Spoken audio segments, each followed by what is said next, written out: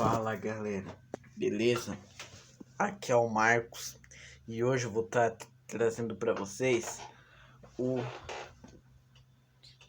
a terceira etapa da Fórmula 1 1950. Então, hoje é o Grande Prêmio dos Estados Unidos e galera,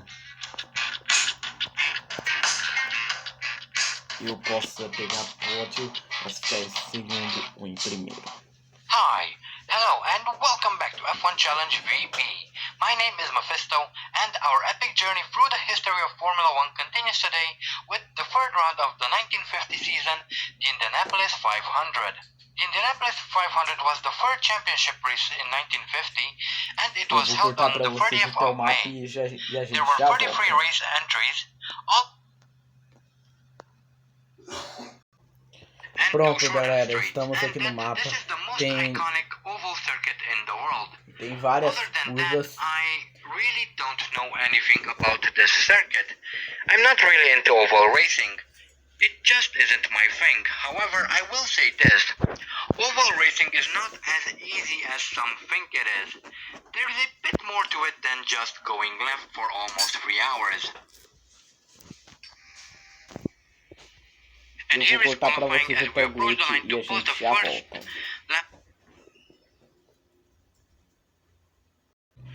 Beleza galera, estamos aqui.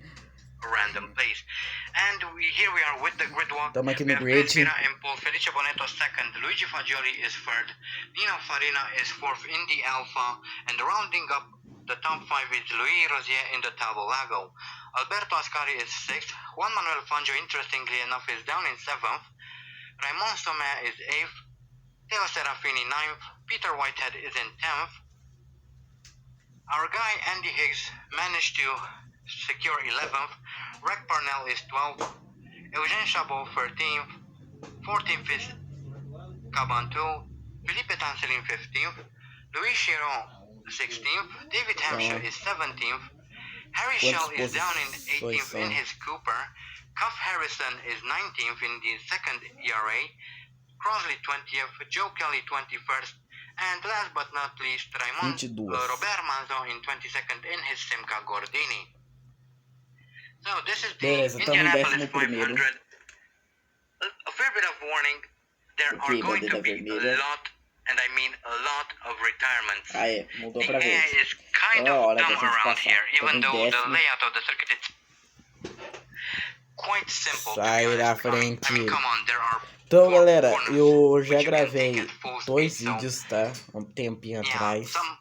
Muitos dias. E and we are now down in 11th as Rick Parnell takes 11th from us, and there's already an incident, so we move back up into 11th, which is galera, kind of nice. Eu tô em 11º. Pode ser que eu pegue, pode ser que sim, pode ser que não. Galera, são 69 voltas. And we now pass Rick Parnell to take 11th, 9th even, and here is a replay vamos ver o replay. Little bit of smoke coming off my rear tires, but that's okay, as we all rush into turn 1. A bit of a slow start. I had a pretty decent start, but I kind of got boxed in, so unfortunately I couldn't really make too many places there. And here is Philippe Tancelin, who crashes into the wall and is out of the Indianapolis 500. So that is our first official retirement as cars try to get around them. And now we are in 8th, chasing Rick Parnell for 7th, which we actually managed to get here on the second lap. Quando eu passar pra lá, eu vou partir pra sexto e eu tô na segunda volta. Very soon. Yes, and that's 6th. We are 1 spot below the points. And this is only lap 2. We are doing very, very, very well. So, next we have another replay. This is Teo Serafini, who loses control of his car, crashes into the wall and loses his front right wheel. So that's the second retirement. And here is Joe Kelly in the Alta, and someone crashed into him and lost his rear right wheel. that someone was, it seems, Louis Rosier in the Talbot Lago, who also lost a wheel and is also out of the Indianapolis 500. And next we have Peter Whitehead, who loses control of his Ferrari, I think he's driving, crashes into the wall and is out of the race. That's 4 or 5 retirements in just 3 laps, which is kind of interesting. And thanks to that, we are now up in 5th and chasing after Juan Manuel Fangio, who is 4th. And we have a yellow flag, and that was one of the Altas. Next, lap 4, we're now chasing after Felice Bonetto. And honestly, I kind of don't understand what's going on, because there are already people who are lapped. And this is Cuff Harrison, who is coming around and for some reason slows down and decides to end his race. There is no sign of any damage to the car, so I'm not really sure what happened there. But we now move up into 4th. That's a total of 3 points if we manage to finish here. Next is lap 6, and we approach a bunch of both lapped cars and other cars that we are actually racing against, and we move up into 2nd. And we only have Fagioli to worry about, as Farina takes 2nd from us. Very well done from him, a good overtake there. But I'm going to look at trying to regain that position, use a little bit of his slipstream, take the low road here, and maybe as we come onto the start-finish straight, we might be able to overtake Nino Farina. And it looks like we have better speed somehow than that Alpha. I'm not really sure how the ERA is doing this, but yeah, we just overtook an Alpha based on pure speed. Somehow the ERA is faster. So that's 2nd. Next is Luigi Fagioli. And here we are coming up on a few lapped cars, and Luigi Fagioli seems to be caught up in that struggle, and we are now in the Indianapolis 500, which is absolutely amazing.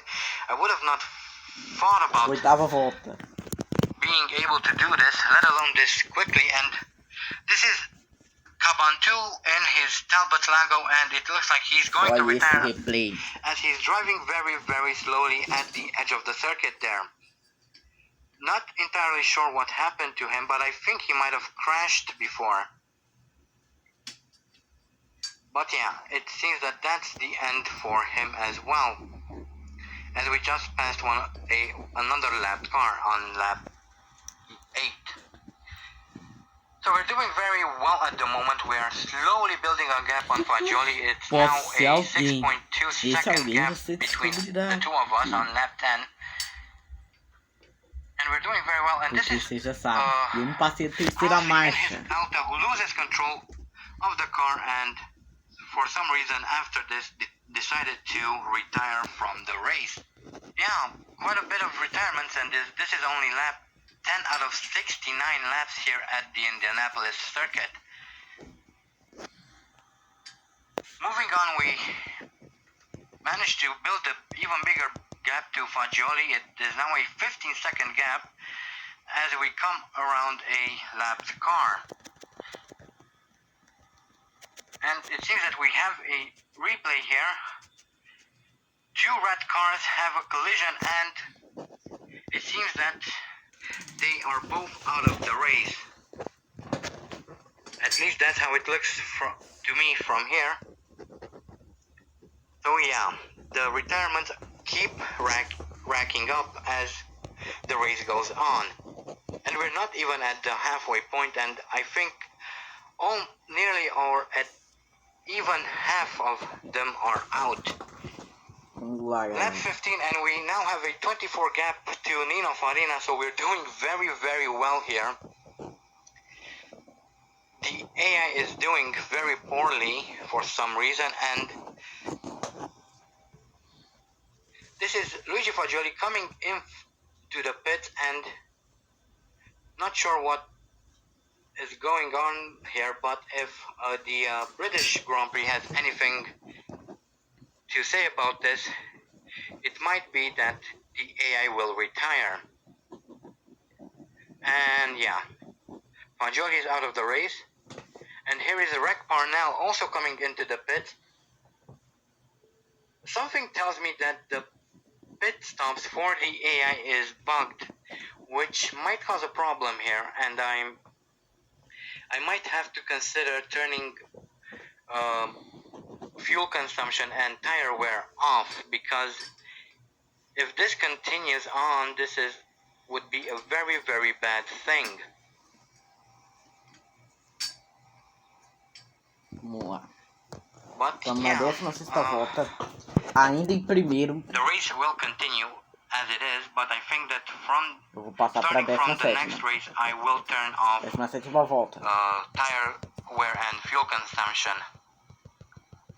And here is Nino Farina, who slows his car down and decides to retire from the race for no reason. Although I think he might have run out of fuel. I mean, I see no reason why he would just stop his car like that. Anyway, now in second place is Juan Manuel Fangio. He's 41 seconds behind. We are on lap 17. Ninguém vai ganhar de mim. Se vai ter. Fuel consumption. Meu Deus do And here is Juan Manuel Fangio, who again slows down for no reason whatsoever and decides to retire from the race. Weird stuff happening here at the Indianapolis circuit. I really don't have words to describe what's going on, and there it is. Nino Farina officially retires from the race now. As we come to lap one of the red cars, not sure which one that is. Now on lap 21, I finally had to come in to pit. As you can see, Prêmios is in second, one lap behind us, so he's very far behind. Kind of a weird race here. Not sure what is going on. A lot of retirements, and most of them happened in the pit. So I'm really considering on turning off, as I said, turning off fuel consumption and tire wear. Peguei uma pit stop. And someone loses control of their car there. And that was Felice Bonetto. Here it is. Here's the replay. He comes around this bend and somehow loses the control of his car and retires from the race eventually.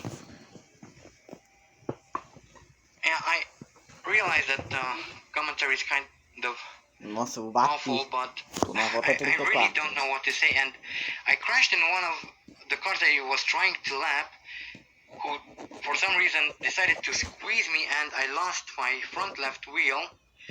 It was Raymond Sommer who actually blocked me there, and he is out of the race as he lost his rear right wheel. I lost my front left wheel. However, I will try to finish the race with only 3 wheels on the car.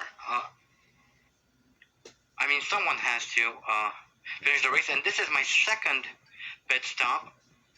As you can see, I'm kind of struggling here to get out of the pit with only 3 wheels, but I will try to finish the race. It's not going to be easy, I don't think, but I will try to do it. Somehow I'm still in front of Prince Bira and still 1 lap ahead.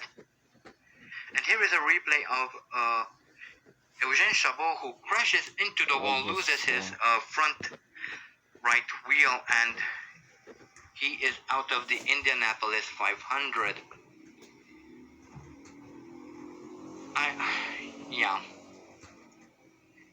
This is lap 41 as I'm still struggling with the car, but still somehow managing to stay in front of Prince Bira. And we have Robert Manzon who is coming into the pits, and we all know how this is going to end. He will retire from the race. And now we have Harry Schell, who also comes into the pits to retire. Yeah, this is a problem. This is a problem because most of the retirements are due to pit stops. For some reason, the pit stops don't work for the AI, and that is very, very Passei para frustrating. a 42ª volta. Because, well, it leaves me without any competition, and this is my third and Mais final uma pit stop. parada de pit stop. Struggling even more this time to get out of the pits for some Agora reason. tô com uma bandeira verde. But I Beleza, still galera. want to try Estamos and na pull volta through. 55. Not a lot of laps left here, so might as well do it. Pô, So eu this is falo pra lap vocês, 55 now, ninguém and vai Prince ganhar Bira is de mim. out of Vai ver. the Indianapolis 500. I'm guessing I know what happened here. Yep, he's coming into the pits, and we know what the end of the story is here. And for some reason, the flag guy is holding a red flag indicating that the pits are closed. However, that cannot be. The pits shouldn't be closed at this point. So next we have Louis Chiron, who also decides to retire on lap 56, although he's one lap behind me, so that would be lap 55 for him. And again, he's coming into the pits and eventually retires from the race as well. So that leaves, I'm not sure, but I think that leaves only one more driver, and yes, that's Alberto Ascari, who is 6 laps behind us, but at least there is someone still in this race. Alberto Ascari. I'm not alone. And I am now, as Ascari also retires from the race. This isn't going very well for the AI, is it?